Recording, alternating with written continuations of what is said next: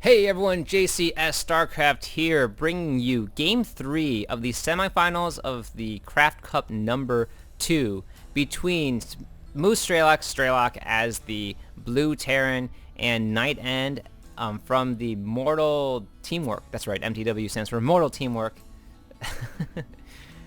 Strelok now just kind of joking around. Already gave him the GGGL.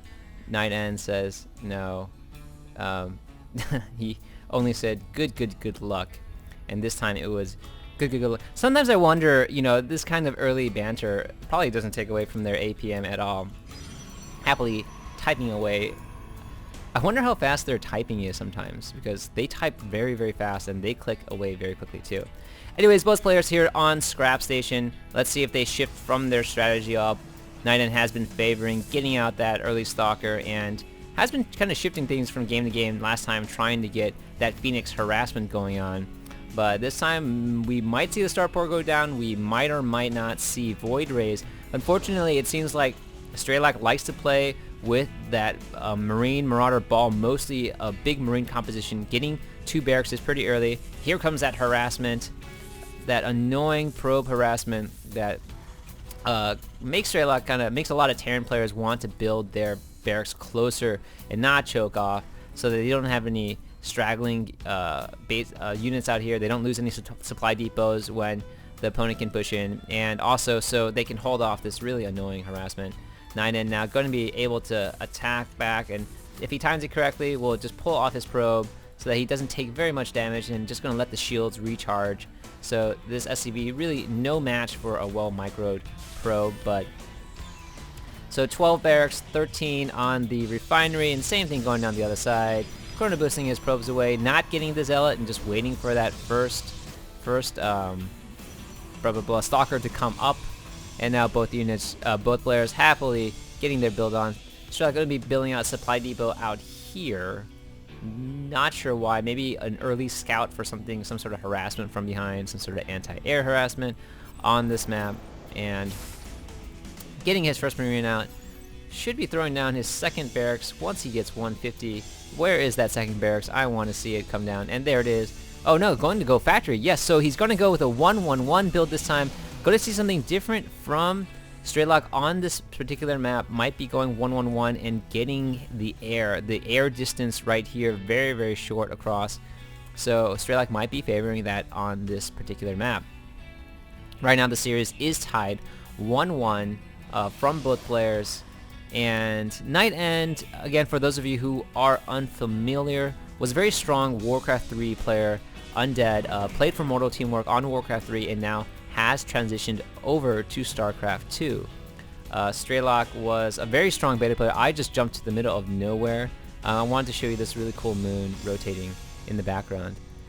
I think a lot of players, now that there is some downtime, don't really appreciate. I wonder who rendered this moon and just the thought process that went into that moving background back there too. I've actually never seen it before too. So great job to Blizzard. Thank you, Blizzard, for everything that you've done in making this a really fun game transition. The 1-1-1 going down for Strelok, kind of a very large distance, and so if there's no early proxy from either player, really hard to push out and do any sort of super early harassment on both sides. But Strelok now not going to go for the concussive shell this time, because he's going for the starport, saving his gas for that, and going to be making interesting push right now. Has his little SCV kind of following behind, tailing behind, just kind of like a car being towed on a trailer, being pushed in right now too. Meanwhile, NightEnd does have enough, but now has 2 sentries, enough now to kind of choke off the front of his base for this early harassment. The Hellion going to try to come in and fry something as much as he can. What is this SCV going to do this time? Is he going to do anything? These SCV, I mean, he has been part of every battle, technically, and the forces are split. Units falling down very quickly. No concussive shell this time. NightEnd doing a great job using the force fields, trapping units, and really able to push back. Not as successful this time. Poor little SCV, every single time just goes in there and just gets slaughtered. Really want to see something happen with that SCV. Meanwhile, Strelok is going to go for that early Banshee and is going to be researching cloaks. So And NightEnd going for that Phoenix harass yet again, does not have a robotics facility, does not have any sort of cloak detection right now, so could be a lot of trouble for him unless he gets that down pretty quickly. Strelok gonna be waiting for that cloak to finish before he pushes out, and right now NightEnd not going to counterattack, getting his third racks up, and now I think those, yes, the Phoenixes are going to be coming out. They will be able to hit those Banshees, but once they're cloaked, and we'll be able to see this, but here come the harassments on the SCVs. Will take a little bit of time before they recharge the mana. Each cost of the lift, I think, is something like 50, so they can do 4 lifts once they're fully charged, but kind of has to wait some time between. And again, more macro. Here comes that harassment from the Banshee, just gonna be taking shots. Not that much anti-air for Strelok, and just 0 detection whatsoever. So here comes the Robo something. He needs detection, really needs detection. Realizes he has none, not going to get any in any significant amount of time, running out, and not sure if he's just going to kind of wait until they run out, which might be pretty soon. So going to be trying to stock that as much as possible, finally getting his robotics facility and the Templar archives, but Strelok here now with a huge upper hand. These these guys are just going as far away as humanly possible. The Banshee's going to be decloaking pretty soon, but hiding away, and can kind of just wait and recharge.